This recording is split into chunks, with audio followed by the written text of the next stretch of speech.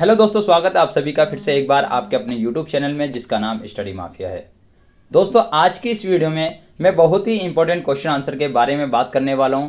दोस्तों, अगर आप जामिया मिलिया इस्लामिया CDOL यानी डिस्टेंस ओपन लर्निंग के स्टूडेंट हो, अगर आप BA प्रोग्राम सेकेंड ईयर में हो, आपके पास political science principle of public administration है, तो आज की वीडियो आपके लिए बहुत ही इंपॉर्टेंट होने वाली है। अगर आप BA political honours third year के स्टूडेंट हैं तो भी ये आपके लिए आज की जो वीडियो ये बहुत ही इंपॉर्टेंट होगी।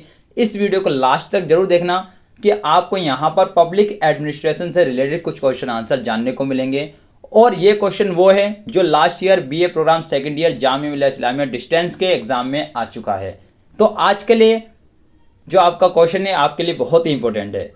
इस वीडियो को थोड़ा ध्यान से सुनना, और अगर आपको कोई डाउट होता है तो आप मुझे नीचे कमेंट बॉक्स में बता सकते हैं कि आपको क्या डाउट है।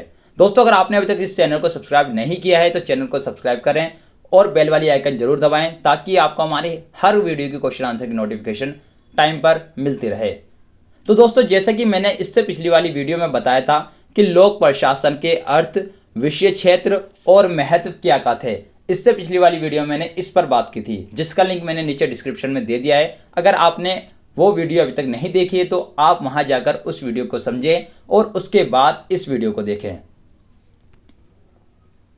तो दोस्तों, अगर आप इन सभी क्वेश्चन आंसर की PDF फाइल चाहते हैं तो उसका लिंक भी मैंने नीचे डिस्क्रिप्शन में दे दिया है। आप वहां जाकर उस लिंक पर क्लिक कर उस PDF को परचेज कर सकते हैं जो कि प्रिंसिपल ऑफ पब्लिक एडमिनिस्ट्रेशन के ऊपर है।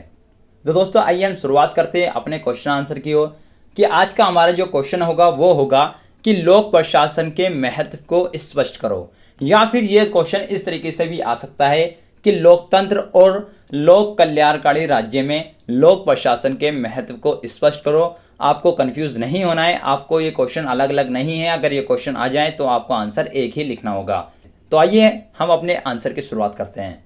तो सबसे पहले मैं आपको इसमें बता देता हूँ एक छोटा सा परिचय, जिसमें हम लिखेंगे कि लोक प्रशासन आधुनिक युग में राज्य का आवश्यक तत्व है, क्योंकि आधुनिक राज्य का कार्य क्षेत्र बहुत विस्तृत हो गया है। अब राज्य को अनेक कल्याणकारी या सुधारवादी कार्य करने पड़ते हैं।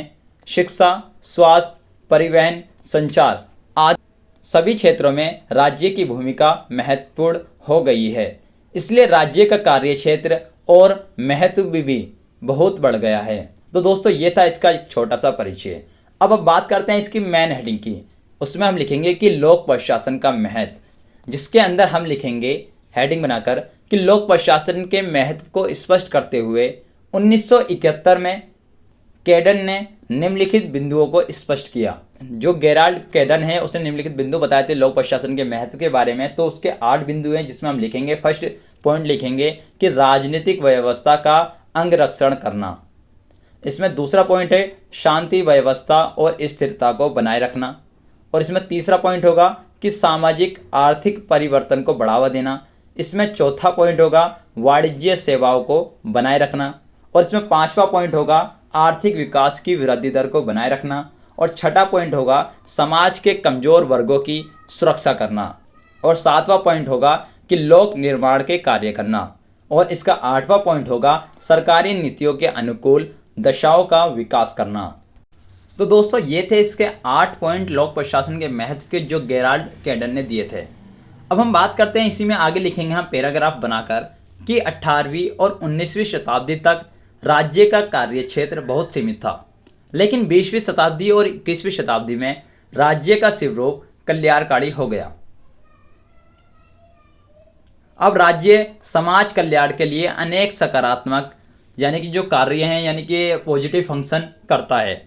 अब जीवन का कोई ऐसा क्षेत्र नहीं है जिसमें राज्य की भूमिका नहीं है। राज्य की बढ़ती भूमिका से प्रशासन की भूमिका और महत्व में भी वृद्धि हो गई है। आधुनिक राज्य को प्रशासकीय राज्य यानी कि एडमिनिस्ट्रेटिव स्टेट कहा जाता है। जीवन से लेकर मृत्यु तक सभी गतिविधियों में प्रशासन की भूमिका है। जन्म, शिक्षा, व्यापार, विवाह, तलाक या विवाद, इन सभी का संबंध प्रशासन से है। प्राकृतिक आपदाओं जैसे बाढ़, सूखा या भूकंप या फिर समुद्री तापमान, इन सभी का संबंध प्रशासन से है। इसलिए प्रशासन प्रत्येक स्थान पर महत्वपूर्ण है। तो दोस्तों ये जो मैंने आपको बताया पैराग्राफ 2 और उससे पहले 8 पॉइंट, ये आपको लोक प्रशासन के महत्व की हेडिंग में लिखना है। अब हम इससे अगली मेन हेडिंग बनाते हैं और इसमें लिखते हैं कि लोकतंत्र में लोक प्रशासन का महत्व, जिसके अंदर हम लिखेंगे कि लोकतंत्र आधुनिक युग की सबसे लोकप्रिय शासन व्यवस्था है, जिसे आधुनिक युग में सबसे अधिक पसंद किया जाता है। लोकतंत्र उस शासन को कहते हैं जिसमें जनता प्रत्यक्ष या अप्रत्यक्ष रूप से अपने प्रतिनिधियों के द्वारा स्वयं शासन करती है। कुछ अन्य विचारक यह मानते हैं कि लोकतंत्र वह व्यवस्था है जिसमें प्रशासन जनता को अपना स्वामी मानकर चलता है। फ्रेंच विचारक मोंसियर पुर्जेट लो के अनुसार लोकतांत्रिक प्रशासन के 3 मापदंड हैं। इसमें पहला मापदंड है वह आम नागरिकों के साथ घनिष्ठ रूप से जुड़ा रहता है, और इसका दूसरा मापदंड है प्रशासन केवल अधिकारियों से नहीं बल्कि जनमत से भी नियंत्रित होता है, और इसका तीसरा मापदंड है प्रशासनिक शक्ति राजनीतिक सत्ता के नियंत्रण में होती है। दोस्तों ये थे फ्रेंच विचारक। अब बात करते हैं डीजी कर्वे ने लोकतांत्रिक प्रशासन के 4 मुख्य तत्वों का उल्लेख किया है। इससे पहले फ्रेंच विचारक ने 3 मापदंड बताए थे और यहाँ पर डीजी कर्वे ने 4 मुख्य तत्व बताए हैं। इसका पहला मुख्य तत्व है डीजी कर्वे का कि लोकतंत्र में जनता द्वारा सरकारी निर्णय में भाग लेने के कारण प्रशासन की कुशलता बढ़ती है। इसका दूसरा तत्व है अगर किसी काम को गैर लोकतांत्रिक ढंग से करने या एकदम नहीं करने का विकल्प हो तो दूसरा विकल्प ही सबसे बेहतर होता है।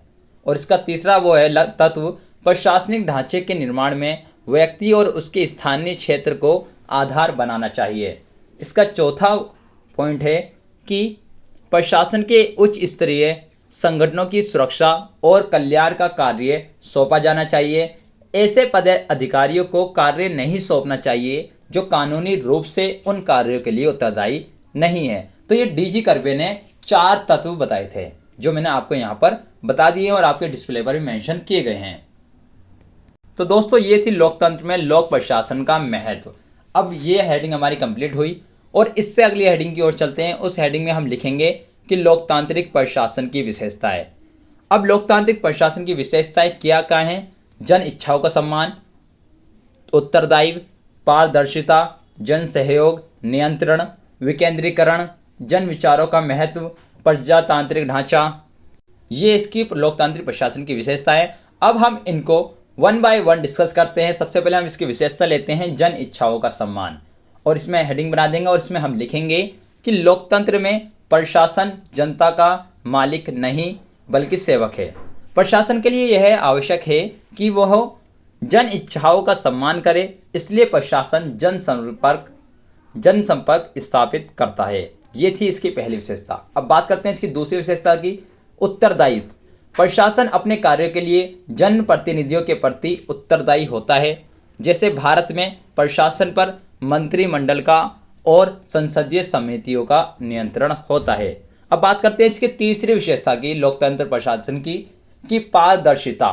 प्रशासन के कार्य गुप्त नहीं होते बल्कि जनता को जानकारी दी जाती है। जैसे भारत में सन 2005 में आरटीआई कानून से यह संभव हुआ था कि आरटीआई लगाकर आप कुछ भी सवाल पूछ सकते हैं। अब इसकी चौथी विशेषता बनेगी इसकी हेडिंग जन सहयोग, जिसमें हम लिखेंगे कि लोकतंत्र में प्रशासन में जनता की सक्रिय भागीदारी होती है। जैसे दिल्ली में आरडब्ल्यूए के सदस्य के सहयोग से ही प्रशासन कार्य करता है, इसी प्रकार गांव में पंचायत के सदस्यों का सहयोग लिया जाता है। ये इसकी चौथी विशेषता थी। अब हम बात करते हैं इसकी 5वीं विशेषता की, जिसकी हेडिंग बनेगी नियंत्रण। इसमें हम लिखेंगे कि लोकतंत्र में प्रशासन निरंकुश नहीं होता, प्रशासन पर कानूनों का नियंत्रण होता है और न्यायपालिका भी प्रशासन को आदेश दे सकती है। ये इसकी 5वीं विशेषता थी। अब बात करते हैं इसकी हम 6ठी विशेषता की कि विकेंद्रीकरण, जिसकी हेडिंग में हम लिखेंगे कि लोकतंत्र में प्रशासन की शक्तियों का विकेंद्रीकरण होता है। अलग अलग कार्यों के लिए अलग अलग विभाग होते हैं और प्रशासन के प्रत्येक स्थान पर अधिकारियों के पास निर्णय करने की शक्ति होती है। ये इसकी 6ठी विशेषता थी।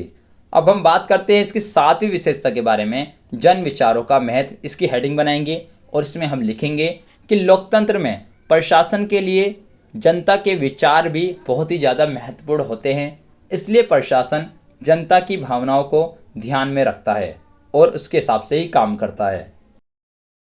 अब इसकी लास्ट और 8वीं विशेषता होगी प्रजातांत्रिक ढांचा। इसमें हेडिंग बनाकर हम लिखेंगे कि लोकतंत्र में प्रशासनिक ढांचा भी लोकतंत्र पर आधारित होता है, जिससे प्रत्येक के लिए प्रतियोगिता और चुनाव का नियम अपनाया जाता है, यानी हर कोई चुनाव लड़ेगा तो ही उसका चुनाव होगा। तो दोस्तों ये थी लोकतांत्रिक प्रशासन की विशेषताएं जो मैंने आपको 8 बताई, 1 बाय 1 हमने इस पर डिस्कस किया। अब हम इसकी लास्ट हेडिंग बनाते हैं इस आंसर की कि कल्याणकारी राज्य में लोक प्रशासन। और इस हेडिंग को बनाने के बाद इसके अंदर हम लिखेंगे कि आधुनिक युग में राज्य का स्वरूप कल्याणकारी हो गया है। अब राज्य का उद्देश्य केवल शांति और सुरक्षा करना नहीं है, बल्कि जन कल्याण करना है। अतः कल्याणकारी राज्य में प्रशासन के महत्व में कुछ निम्नलिखित बिंदु दिए गए हैं जो हम 1 बाय 1 किए जाएंगे। जैसे पहला इसमें पॉइंट है कि समाज के पिछड़े वर्गों के संबंध में जानकारियां और आंकड़े एकत्रित करना प्रशासन का कार्य है। इसमें दूसरा है समाज में जन कल्याण की नीतियों को लागू करना प्रशासन का कार्य है, जैसे पीडीएस व्यवस्था। इसमें तीसरा बिंदु है, पॉइंट है कि जन कल्याण के लिए निजी सहयोग भी लोक प्रशासन के माध्यम से होता है। अब इसका लास्ट पॉइंट होगा 4th पॉइंट कि जन कल्याण की नीतियों का मूल्यांकन लोक प्रशासन के माध्यम से होता है।